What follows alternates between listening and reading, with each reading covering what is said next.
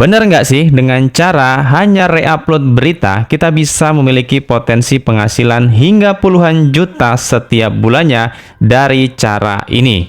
Nah, kita akan bahas di video kali ini tentang apa saja sih kelebihan serta kekurangannya. Kita akan bahas di video kali ini. Assalamualaikum warahmatullahi wabarakatuh.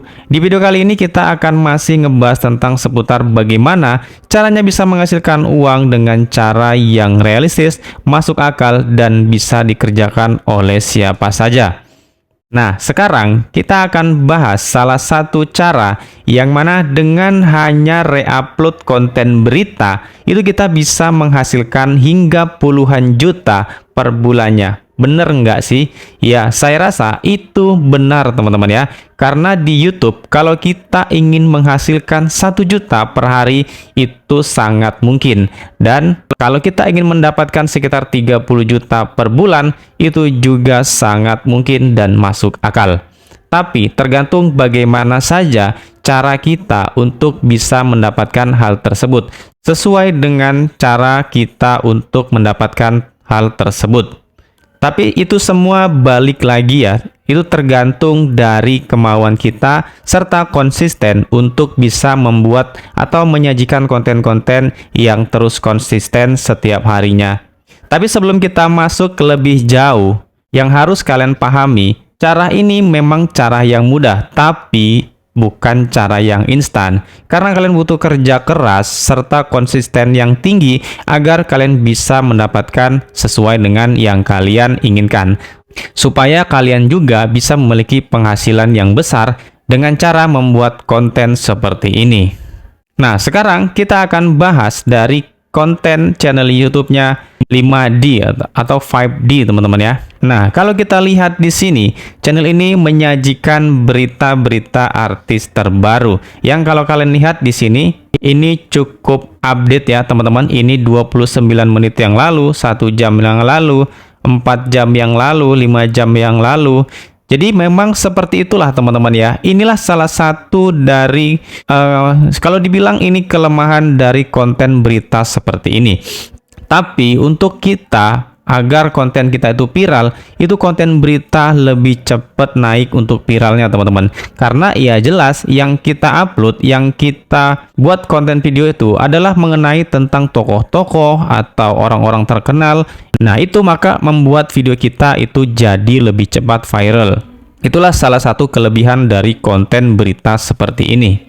Nah, kalau kalian ingin membuat konten berita seperti ini, kalian harus update tentang berita-berita terbaru, tentang berita-berita yang lagi hits. Kalian harus bisa dengan cepat menyajikan dalam bentuk video yang kalian upload di channel YouTube kalian.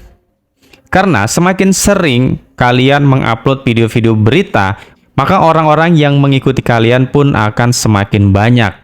Karena kalian update.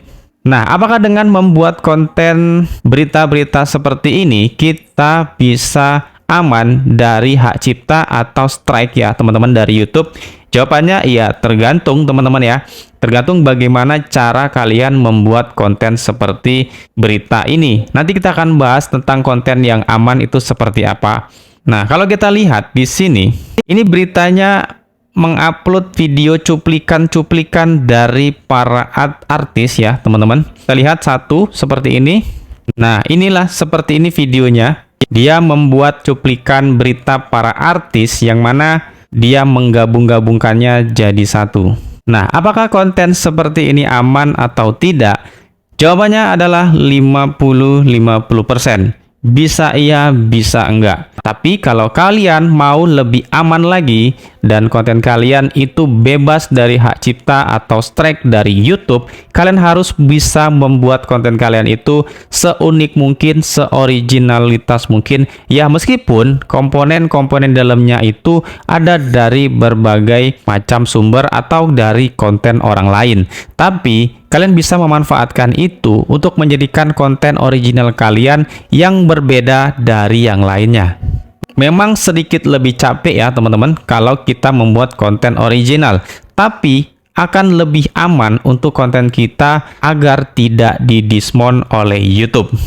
Nah, sekarang kita akan buat bagaimana caranya membuat konten berita yang aman agar video kita tidak di-dismount oleh YouTube dan bebas strike.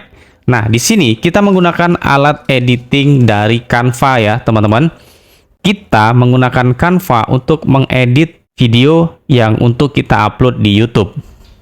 Nah, langsung saja kita pilih video, kemudian kita pilih buat desain kosong dari video ini. Kita menggunakan background paper, mungkin bisa ya teman-teman, agar tampilan YouTube kita itu berbeda dari yang lainnya. Nah, kita bisa gunakan berbagai macam jenis background ini untuk video kita. Kemudian kita bisa ambil sumber berita, itu bisa berasal dari detik.com, dari Tribun, dan lain sebagainya. Kita bisa cari berita dari situs-situs berita tersebut. Nanti kita akan copy paste ke dalam sini. Nah, kita langsung masuk ke detik.com ya. Kita bisa langsung cari berita-berita yang kira-kira bisa kita naikkan dan bisa viral. Nah, kita bisa gunakan gosip artis seperti ini ya, teman-teman. Kita bisa langsung buka. Nah, ini bisa kita kutip untuk kita masukkan ke dalam video berita kita.